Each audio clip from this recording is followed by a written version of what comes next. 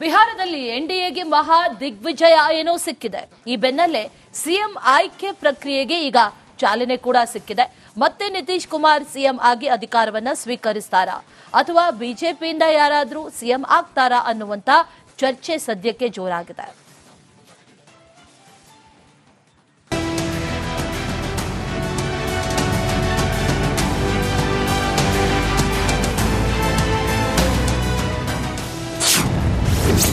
ಬುದ್ಧನ ನಾಡಿನಲ್ಲಿ ಎನ್ಡಿಎಗೆ ಐತಿಹಾಸಿಕ ವಿಜಯ.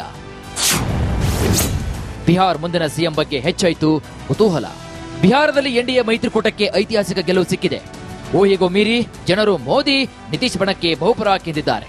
ಬಿಹಾರ್ ಇತಿಹಾಸದಲ್ಲಿ ಮೊದಲ ಬಾರಿಗೆ 90 ಕ್ಷೇತ್ರ ಗೆದ್ದು ಬಿಜೆಪಿ ಅತಿದೊಡ್ಡ ಪಕ್ಷವಾಗಿ ಹೊರಹೊಮ್ಮಿದ್ರೆ 85 ಕ್ಷೇತ್ರ ಗೆದ್ದ ನಿತೀಶ್ ಕುಮಾರ್ ಜೆಡಿಯು ಎರಡನೇ ಅತಿದೊಡ್ಡ ಪಕ್ಷವಾಗಿದೆ. ಇದೇ ಹೊತ್ತಲ್ಲಿ ಈಗ ಬಿಹಾರ್ ಮುಂದಿನ ಮುಖ್ಯಮಂತ್ರಿ ಯಾರು ಎಂಬುದು ಚರ್ಚೆ ಜೋರಾಗಿದೆ.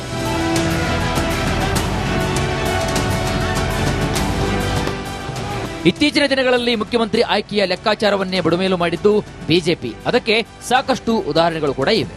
ಹೀಗಾಗಿ ಬಿಹಾರದಲ್ಲಿ ಮುಂದಿನ ಸಿಎಂ ನಿತೀಶ್ ಕುಮಾರ್ ಅವರೇ ಅಂತ ಘಂಟಾಘೋಷವಾಗಿ ಹೇಳಲು ಸಾಧ್ಯವಿಲ್ಲ. ಅದಕ್ಕೆ ಇನ್ನೊಂದು ಪ್ರಮುಖ ಕಾರಣ ಇಂದಿನ ಚುನಾವಣೆಯ ಫಲಿತಾಂಶ.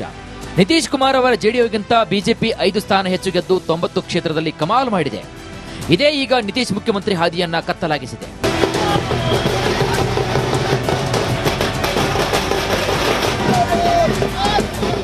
ಪ್ರಚಾರ ಸಂದರ್ಭದಲ್ಲಿ ಮತ್ತೆ ಎನ್ಡಿಎಗೆ ಬಹುಮತ ಬಂದ್ರೆ ಬರೋಬ್ಬರಿ 9 ಬಾರಿ ಮುಖ್ಯಮಂತ್ರಿಯಾಗಿರುವಂತಹ ನಿತೀಶ್ ಕುಮಾರ್ ಅವರೇ ಸಿಎಂ ಆಗಿ ಮುಂದುವರಿತಾರೆ ಅಂತ ಹೇಳಲಾಗ್ತಾ ಇತ್ತು.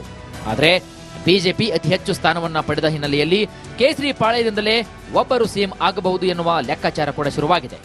ಮಹಾರಾಷ್ಟ್ರದಲ್ಲಿಯೂ ಇಂಥದ್ದೇ ಪರಿಸ್ಥಿತಿ ಕೂಡ ಇತ್ತು. ಶಿವಸೇನೆ ಮತ್ತು ಬಿಜೆಪಿ ಮೈತ್ರಿಕೂಟದ ಹಿಂದಿನ ಸರ್ಕಾರದಲ್ಲಿ ಶಿವಸೇನೆ ಅತಿ ಹೆಚ್ಚು ಸ್ಥಾನವನ್ನು ಗಳಿಸಿತ್ತು. ಏಕನಾಥ್ ಶಿಂದೆ ಸಿಎಂ ಆದರು. 2024ರಲ್ಲಿ ನಡೆದಂತಹ ಚುನಾವಣೆಯಲ್ಲಿ ಶಿವಸೇನೆಗಿಂತ ಬಿಜೆಪಿ ಹೆಚ್ಚು ಸ್ಥಾನವನ್ನು ಗಳಿಸಿತ್ತು. ಶಿಂದೆ ಅವರೇ ಸಿಎಂ ಆಗಿ ಮುಂದುವರಿಯಬಹುದು ಎಂದು ಎಲ್ಲರೂ ಕೂಡ ಎಣಿಸುತ್ತಿರುವಂತೆಯೇ ಬಿಜೆಪಿಯ ದೇವೇಂದ್ರ ಫಡ್ನವೀಸ್ ಅವರನ್ನ ಸಿಎಂ ಮಾಡಲಾಯಿತು. ಅಂಥದ್ದೇ ತಂತ್ರವನ್ನ ಬಿಜೆಪಿ ಬಿಹಾರದಲ್ಲೂ ಕೂಡ ಮಾಡುತ್ತಾ ಎನ್ನುವ ಚರ್ಚೆ ಕೂಡ ಶುರುವಾಗಿದೆ. ದಿಗ್ವಿಜಯ ಸಿಕ್ಕರೂ ಮಹಾಮೌನ. ನಿತೀಶ್ ಗುಟ್ಟೇನು? ಎನ್ಡಿಎ 200ರ ಗಡಿದಾಟಿ ಇಷ್ಟು ದೊಡ್ಡ ಮಟ್ಟದ ಗೆಲುವನ್ನ ಸಿಕ್ಕಿದ್ರೂ ಕೂಡ ಇನ್ನು ನಿತೀಶ್ ಕುಮಾರ್ ಮಾತ್ರ ತುಡುಕ್ ಪಿಟಿಕೆಂದಿಲ್ಲ. ಮತದಾರರಿಗೆ ಒಂದು ಧನ್ಯವಾದ ಕೂಡ ಇನ್ನೂ ತಿಳಿಸಿಲ್ಲ. ಹೀಗಾಗಿ ಮುಂದಿನ ಸಿಎಂ ಯಾರು ಎಂಬ ಚರ್ಚೆ ಮಧ್ಯೆ ನಿತೀಶ್ ಕುಮಾರ್ ಅವರ ಈ ಮೌನ ಕುತೂಹಲವನ್ನು ಮೂಡಿಸಿದೆ. ಇನ್ನು ಇದರ ಮಧ್ಯೆ ಎಚ್ಎಎಂ ಪಕ್ಷದ ಮುಖ್ಯಸ್ಥ ಜಿತನ್ ರಾಮ್ ಮಾಂಜಿ ನಮ್ಮ ಕೂಟಕ್ಕೆ ಇಷ್ಟೊಂದು ಸೀಟ್ ಬರುತ್ತೆ ಅಂದ್ಕೊಂಡಿರಲಿಲ್ಲ, ನಿತೀಶ್ ಕುಮಾರ್ ಅವರೇ ಸಿಎಂ ಆಗಿರ್ತಾರೆ ಎಂದಿದ್ದಾರೆ. किसी भी सूरत में हम लोग 160 से नीचे नहीं आवेंगे, 160 से ऊपर ही रहेंगे और वो लोग अपना 70-80 पर रहेंगे. सरकार एनडीए की बनेगी. फिर से नीतीश कुमार निश्चित रूप में हम लोग तो यही मान के चलते हैं कि नीतीश कुमार ही बनेंगे मुख्यमंत्री. ಬಿಹಾರದಲ್ಲಿ ಎನ್ಡಿಎ ಮಹಾ ದಿಗ್ವಿಜಯದ ನಂತರ ಈಗ ಮುಖ್ಯಮಂತ್ರಿ ಆಯ್ಕೆ ಭಾರಿ ಕುತೂಹಲವನ್ನು ಮೂಡಿಸಿದೆ. ನಿತೀಶ್ 10ನೇ ಬಾರಿ ಸಿಎಂ ಆಗ್ತಾರಾ? ಬಿಜೆಪಿಯ ಅಚ್ಚರಿ ಅಭ್ಯರ್ಥಿ ಪಟ್ಟಕ್ಕೇರ್ತಾರಾ? ಕಾದು ನೋಡಬೇಕಾಗುತ್ತೆ. News desk, republic Kannada.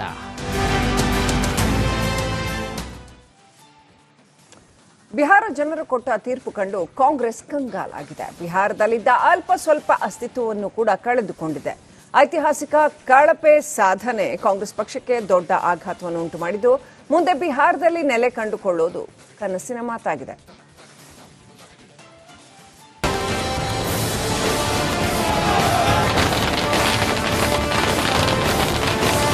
Congress party 100 ವರ್ಷ ಇತಿಹಾಸ, ದೇಶದಲ್ಲಿ ಅತಿ ಹೆಚ್ಚು ಕಾಲ ಆಡಳಿತ ನಡೆಸಿದಂತಹ ಪಕ್ಷ.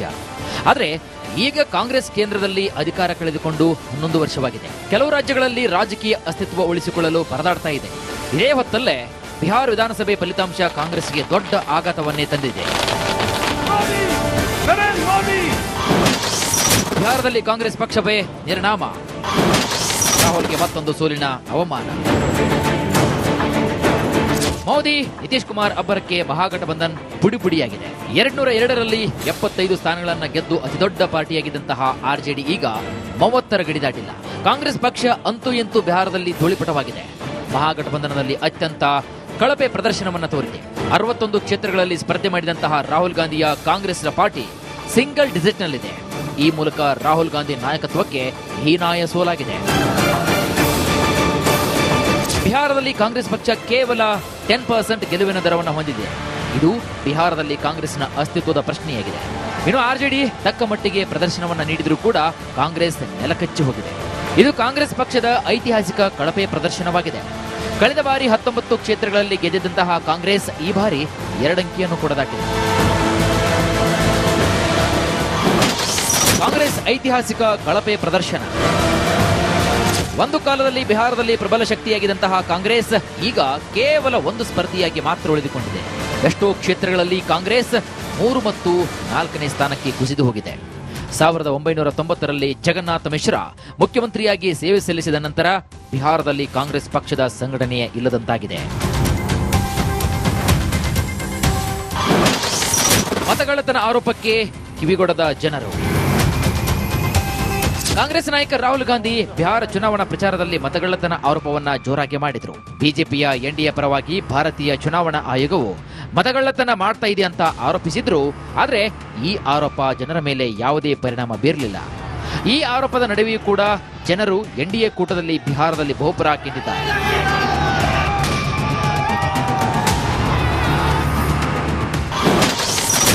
ಸೋಲಿನಲ್ಲೂ ದಾಖಲೆ ಬರೆದ ರಾಹುಲ್. ಚುನಾವಣಾ ಆಯೋಗ ಹಾಗೂ ಬಿಜೆಪಿ ವಿರುದ್ಧ ವೋಟ್ ಚೋರಿ ಆರೋಪ ಮಾಡಿದಂತಹ ರಾಹುಲ್ ಬಿಹಾರದಲ್ಲಿ ಮತದಾರರ ಅಧಿಕಾರ ಯಾತ್ರೆ ಹೆಸರಲ್ಲಿ 25 ಜಿಲ್ಲೆಗಳು ಮತ್ತು 110 ವಿಧಾನಸಭಾ ಕ್ಷೇತ್ರಗಳಲ್ಲಿ ಯಾತ್ರೆ ನಡೆಸಿದ್ರು. ಆದರೆ ಈ ಮಾರ್ಗದಲ್ಲಿ ಒಂದೇ ಒಂದು ಕ್ಷೇತ್ರದಲ್ಲೂ ಕೂಡ ರಾಹುಲ್ ಗಾಂಧಿ ಪಕ್ಷ ಗೆದ್ದಿಲ್ಲ. ಹೀಗಾಗಿ ಬಿಹಾರ ಚುನಾವಣೆ ಫಲಿತಾಂಶದ ಆಘಾತದಿಂದ ಕಾಂಗ್ರೆಸ್ ಹೊರಬರುವುದು ಕಷ್ಟವಾಗಿದೆ. News desk, republic Kannada. Congress ಐತಿಹಾಸಿಕ ಕಳಪೆ ಪ್ರದರ್ಶನ. ಒಂದು ಕಾಲದಲ್ಲಿ ಬಿಹಾರದಲ್ಲಿ ಪ್ರಬಲ ಶಕ್ತಿಯಾಗಿದ್ದಂತಹ ಕಾಂಗ್ರೆಸ್ ಈಗ ಕೇವಲ 1 ಸ್ಪರ್ಧಿಯಾಗಿ ಮಾತ್ರ ಉಳಿದುಕೊಂಡಿದೆ. ಎಷ್ಟೋ ಕ್ಷೇತ್ರಗಳಲ್ಲಿ ಕಾಂಗ್ರೆಸ್ 3 ಮತ್ತು 4ನೇ ಸ್ಥಾನಕ್ಕೆ ಕುಸಿದು ಹೋಗಿದೆ. 1990ರಲ್ಲಿ ಜಗನ್ನಾಥ ಮಿಶ್ರಾ ಮುಖ್ಯಮಂತ್ರಿಯಾಗಿ ಸೇವೆ ಸಲ್ಲಿಸಿದ ನಂತರ ಬಿಹಾರದಲ್ಲಿ ಕಾಂಗ್ರೆಸ್ ಪಕ್ಷದ ಸಂಘಟನೆಯೇ ಇಲ್ಲದಂತಾಗಿದೆ. ಮತಗಳ್ಳತನ ಆರೋಪಕ್ಕೆ ಕಿವಿಗೊಡದ ಜನರು. ಕಾಂಗ್ರೆಸ್ ನಾಯಕ ರಾಹುಲ್ ಗಾಂಧಿ ಬಿಹಾರ ಚುನಾವಣಾ ಪ್ರಚಾರದಲ್ಲಿ ಮತಗಳ್ಳತನ ಆರೋಪವನ್ನ ಜೋರಾಗಿ ಮಾಡಿದ್ರು. ಬಿಜೆಪಿಯ ಎನ್ಡಿಎ ಪರವಾಗಿ ಭಾರತೀಯ ಚುನಾವಣಾ ಆಯೋಗವು ಮತಗಳ್ಳತನ ಮಾಡ್ತಾ ಇದೆ ಅಂತ ಆರೋಪಿಸಿದ್ರು. ಆದ್ರೆ ಈ ಆರೋಪ ಜನರ ಮೇಲೆ ಯಾವುದೇ ಪರಿಣಾಮ ಬೀರಲಿಲ್ಲ. ಈ ಆರೋಪದ ನಡುವೆಯೂ ಕೂಡ ಜನರು ಎನ್ಡಿಎ ಕೂಟದಲ್ಲಿ ಬಿಹಾರದಲ್ಲಿ ಬಹುಪರ ಹಾಕಿದ್ದಾರೆ.